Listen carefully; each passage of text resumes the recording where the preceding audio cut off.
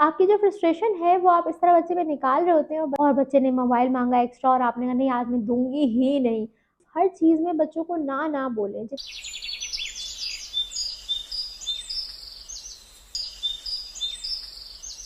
बिस्मिल्लाहिर्रहमानिर्रहीम। मुझे कहते हैं बुशरा सलीम और आप देख रहे हैं मेरा channel mindful parenting by Bushra Saleem. आज की इस एपिसोड में हम बात करेंगे कि बच्चे जो है वो ज़िद्दी क्यों हो जाते हैं। बहुत सारे पेरेंट्स के मुझे मैसेजेस आते हैं इंस्टाग्राम पे, फेसबुक पे, और आपको भी अगर कोई कंसर्न है तो आप मुझे मैसेज कर सकते हैं mindful parenting by Bushra Saleem Instagram पे, फेसबुक पे, और मेरा बिजनेस व्हाट्सएप नंबर पे कि क्या मसाइल आपको पेरेंटिंग में पेश आ रहे हैं। मुझे जो मैसेजेस बहुत ज़्यादा आ रहे होते हैं वो ये कि मेरा बच्चा बहुत ज़िद्दी हो गया है, वो बात बात पे ज़िद करता है और जब तक मैं उसकी बात ना मानूँ वो बहुत ज़्यादा टेंट्रम्स देता है, बहुत रोता है, बहुत चीखता चिल्लाता है और मुझे जो है वो उसकी बात माननी पड़ जाती है। वो बहुत ज़िद्दी हो गया है, वो अपनी हर बात मनवा रहा है, वो मेरी कोई बात नहीं मान रहा। तो हम आज बात करेंगे कि बच्चे जो है वो ज़िद्दी क्यों हो जाते हैं। देखिए, जब बच्चा पैदा होता है तो वो बिल्कुल एक वाइट कैनवस की तरह होता है, ठीक है, और हमारा पेरेंटिंग स्टाइल जो है वो उसकी पर्सनालिटी को शेप कर रहा होता है। तो उसकी वजह से होता क्या है कि बच्चे ज़िद्दी पैदा नहीं हुए होते, बच्चे गुस्से वाले पैदा नहीं हुए होते। हमारी जो तरबियत है वो उनमें वो चीज़ें जो है वो उजागर कर रही होती है। जैसे कि अगर बच्चा है, उसने कोई चीज़ मांगी तो आपने जो है वो क्या पेरेंट्स करते हैं, पहले ना बोल देते हैं, ठीक है, स्ट्रेट अवे कि नहीं ये आपको नहीं मिलेगी अभी की टॉफ़ी। बच्चा रोना शुरू करता है तो आप फिर उसको दे देते हैं। फिर अगली बार आप कहते हैं कि ये मैं इसको रोने पे अब नहीं दूंगी, ठीक है, तो फिर वो क्या होता है कि अगली बार बच्चा दोबारा आपसे कोई टॉफ़ी मांगता है और आप कहते हैं नहीं, बच्चा रोता है, आप कहते हैं मैं नहीं दूंगी, जाओ रोते रहो। वो 10 मिनट तक रोता है, फिर वो चीखना शुरू करता है और फिर आप कहते हैं ये लो जाओ अब खा लो अब मेरे पास मत आना। आपकी जो फ्रस्ट्रेशन है वो आप इस तरह बच्चे पे निकाल रहे होते हैं और बच्चे के ब्रेन को क्या मैसेज जा रहा होता है वो ये जा रहा होता है कि जब मैं अम्मी से मांगता हूँ कोई चीज़ तो पहले तो मुझे ना मिलेगी, फिर मैं रोऊंगा तो मुझे मिल जाएगी, अगर मुझे रोने पे नहीं मिली तो मुझे चीखने पे मिल जाएगी, और अगर चीखने पे नहीं मिली तो मैंने फर्श पे लेट जाना है और टांगे शांगे चलानी है तो मुझे मिल जाएगी मेरी चीज़। और पेरेंट्स ये कर रहे होते हैं कि वो बच्चे का जो रिएक्शन है वो देख देख के अपनी नो को येस में कन्वर्ट कर रहे होते हैं, जिसकी वजह से बच्चे बहुत ज़्यादा ज़िद्दी हो जाते हैं और वो वाक़ई फिर जब तक आप उनकी बात ना माने वो टेंट्रम्स देते हैं।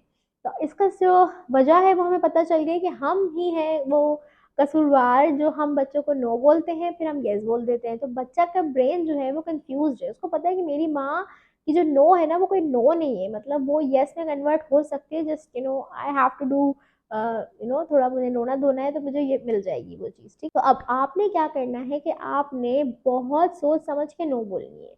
यानी कि कोई भी चीज़ अगर बच्चा फॉर इंस्टेंस एक टॉफ़ी मांग रहा है तो एक टॉफ़ी से अगर तो वो कलर एलर्जिक नहीं है, उसको फूड कलर से एलर्जीज नहीं है, या उसका गला ख़राब नहीं है कि आपको लगे कि टॉफ़ी से कुछ ज़्यादा नुकसान हो रहा हो, बीमार नहीं है अगर वो ज़्यादा, तो एक छोटी छोटी चीज़ों में आप बच्चों को नो ना बोलें, ठीक है। अगर कोई चीज़ है बच्चा बोला ये मैंने करना है, फॉर इंस्टेंस आप फ्रूट काट रहे हैं तो वो कह रहा है मैंने जो है वो गैदर करना है, मैंने इस प्लेट में डालना है, मैं प्लेट उठाऊंगा अपनी, तो हर चीज़ में बच्चों को ना ना बोलें। जितना ज़्यादा आप बच्चों को येस बोलेंगे तो जब आप नो बोलेंगे तो उसकी बहुत वैल्यू होगी, उसकी बहुत इंपॉर्टेंस होगी। तो एक तो ये आपने अवॉइड करना है कि गैर ज़रूरी नो नहीं बोलना।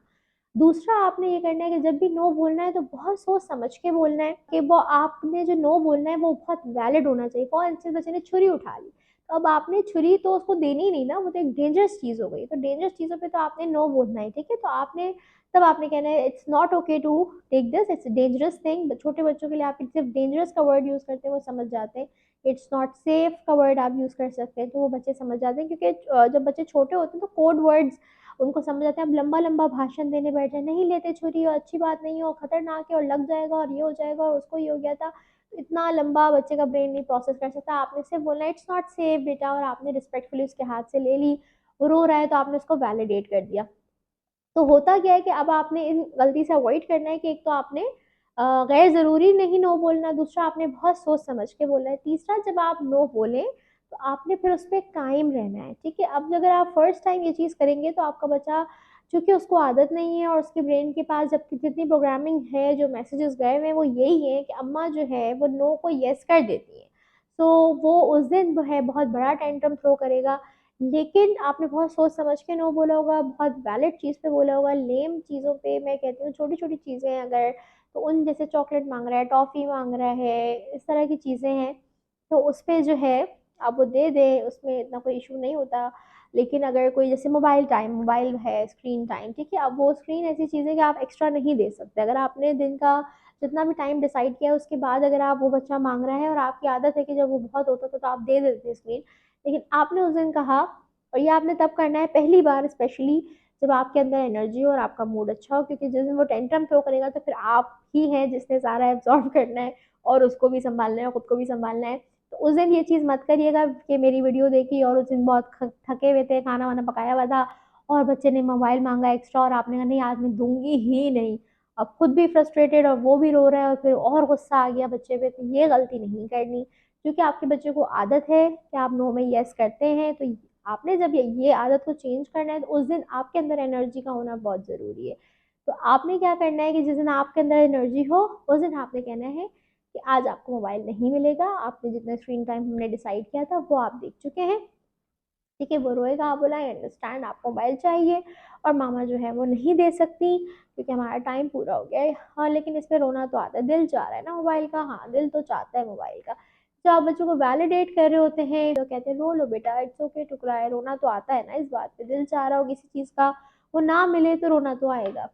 और आप बस बैठ जाएं चुपचाप, मोबाइल यूज़ ना करें और उसको बताएं मामा आपके पास हैं, this is so hard, I understand, ये बहुत हार्ड फीलिंग है, I am here for you. रो लें आप ताकि सैड फीलिंग्स आपकी बॉडी से निकल जाएं। कभी कभी बच्चे आपके बोलने पे बहुत ज़्यादा चीखना चिल्लाना शुरू हो जाते हैं तो फिर आपने नहीं बोलना, उसको कहा बस आप बैठ जाएं, आपकी खामोशी वो काम कर देगी जो आपके अल्फाज नहीं कर पाएंगे। तो just be quiet, sit there, let them feel the feeling. वो रोएंगे थोड़ी देर, चीखेंगे चिल्लाएंगे, आपने देख लेना है कि वो खुद को हर्ट ना करें, किसी और को हर्ट ना करें, ठीक है। If is trying to throw something you can hand a pillow, कि बेटा आप पिलो फेंक सकते हैं but we can not throw mobile, तो आप मोबाइल लेके साइड पे रख दिया। इस तरह करके आप रिस्पेक्टफुली जो है वो बाउंड्रीज लगा सकते हैं। और बच्चा जब एक दफ़ा इस तरह रोएगा तो वो अगली दफ़ा इससे कम रोएगा और फिर वो समझ जाएगा कि अब जो है मेरी अम्मी ने कोई वीडियो देख ली है, नाउ शी नोज कि नो जो है वो येस में कन्वर्ट नहीं होता है। तो फिर वो जो है वो आपके नो की बहुत रिस्पेक्ट करेगा और वो नो पे कोई टेंट्रम और मेल्टडाउन का जो रेशो है वो बहुत ही ज़्यादा कम हो जाएगा। तो जब ये चीज़ आप प्रैक्टिस करेंगे तो आप खुद नोट करेंगे कि जो आपके बच्चे में ज़िद्दीपना था वो बिल्कुल जो है इंशाल्लाह ख़त्म हो जाएगा। तो like the video, subscribe to my channel, and I'll be sharing more amazing tips and tricks to you guys. If you want to hear specifically on any topic, just comment down and let me know. Thank you.